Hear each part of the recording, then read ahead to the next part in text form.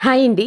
ఇవాల్టి వీడియోలో మన వ్యూయర్స్ అందరికీ వరలక్ష్మి వ్రతానికి అమ్మవారికి చక్కగా చీరని ఎలా కట్టుకోవాలో ఇవాల్టి వీడియోలో షేర్ చేయబోతున్నాను.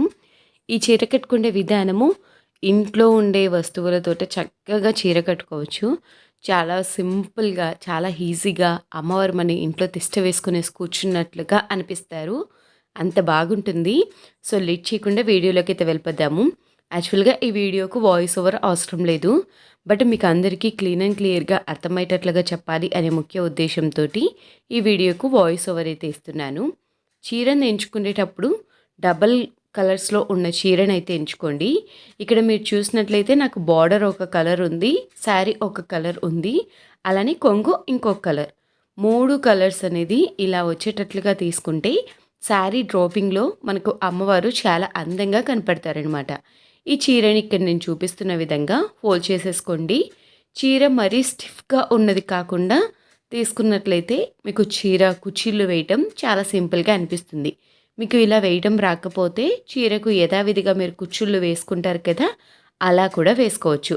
అలా కుచ్చుళ్ళు వేసుకునేసి చక్కగా మీరు క్లాత్స్‌కి పెట్టుకునే పిన్స్ ఉంటాయి కదా, ఆ పిన్స్‌ని పెట్టుకోవచ్చు. ఆ పిన్స్‌ని పెట్టుకుంటే మళ్ళీ మనం రిమూవ్ చేయడానికి ఈజీగా ఉంటుంది. ఇలా చక్కగా ఫోల్డింగ్స్ చేసుకున్న తర్వాత మరలా ఇంకోసారి కూడా ఫోల్డింగ్ చేసుకోండి.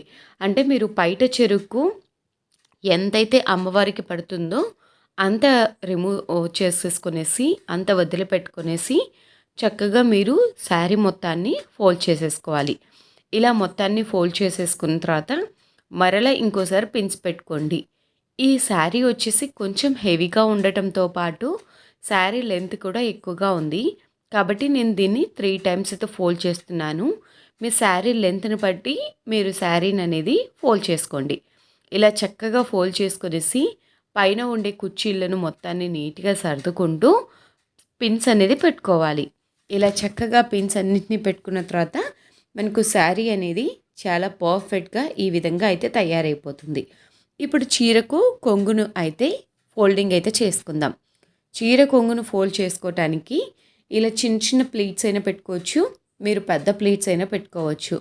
మీరు చీరకు పైన ఎలా అయితే ప్లీట్స్ పెట్టుకుంటారో అలానే మీకు చక్కగా అమ్మవారైతే వస్తుంది.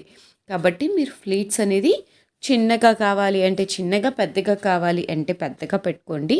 చీరకు పెట్టుకునే ప్లీట్స్‌లోనే అమ్మవారికి అందంగా అనిపిస్తుంది. ఇలా ప్లీట్స్ అన్నిటిని పెట్టుకున్న తర్వాత చక్కగా వీటన్నిటిని అరేంజ్ చేసుకునేసి చీరకు మొత్తానికి ప్లీట్స్ పెట్టుకున్న దగ్గర మొత్తానికి క్లిప్స్ అయితే పెట్టుకోండి. నేను ఇక్కడ కొంచెం ఎక్కువ క్వాంటిటీలోనే క్లిప్స్ పెడుతున్నాను. ఈ చీర కొంచెం హార్డ్‌గా ఉంది, పట్టు శారీ కాబదా, అందుకోసము. పట్టు శారీ హార్డ్‌గా ఉంటుంది కాబట్టి ఇలా పిన్స్ అన్నిటిని పెట్టేసుకునేసి అరేంజ్ చేసుకున్నాను. ఇప్పుడు మనకు చీర మొత్తం రెడీ అయిపోయింది. ఇప్పుడు అమ్మవారికి వెళ్ళి చీర అయితే కట్టడానికి చూద్దాం. ముందుగా ఇక్కడ టేబుల్ పెట్టుకుంటున్నాను. దీంట్లో మనము బియ్యం అయితే పెట్టుకోవాలి గిన్నెలో. గిన్నెలో బియ్యం పెట్టుకొనేసి నేను ఇక్కడ పేపర్స్ అనేది పెట్టుకుంటున్నాను.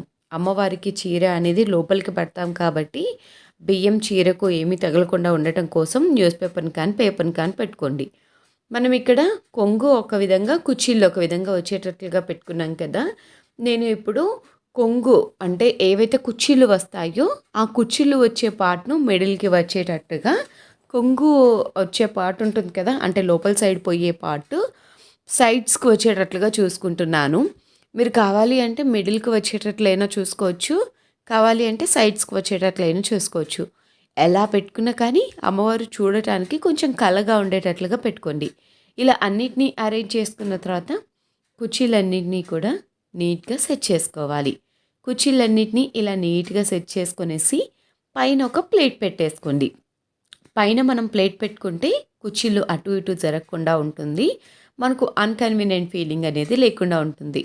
మీరు కావాలి అంటే ఇత్తడి బిందె కూడా పెట్టుకోవచ్చు. మీ ఇంట్లో ఇత్తడి బిందె కాకుండా వేరే బిందె ఉన్నా కానీ పెట్టుకోవచ్చు.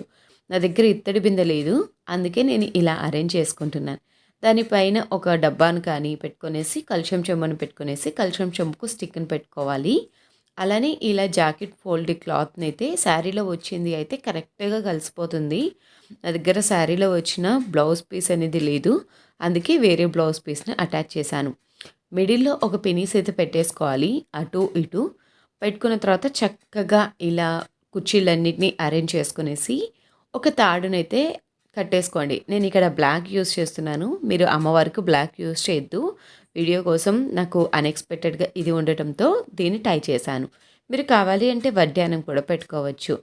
ఇలా చక్కగా అమ్మవారికి కావాల్సిన నగలను, పూల దండలను అన్నిటిని అరేంజ్ చేసుకొనేసి, కుర్చీలన్నిటిని ఒకసారి సెట్ చేసుకొనేసి, కొబ్బరికాయను పెట్టుకోవాలి.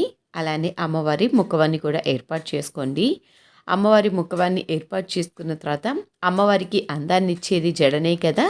అందుకే చక్కగా అమ్మవారికి జడను, పూలదండను, కమ్మలు వీటన్నిటిని ఏర్పాటు చేసుకోవచ్చు. చాలా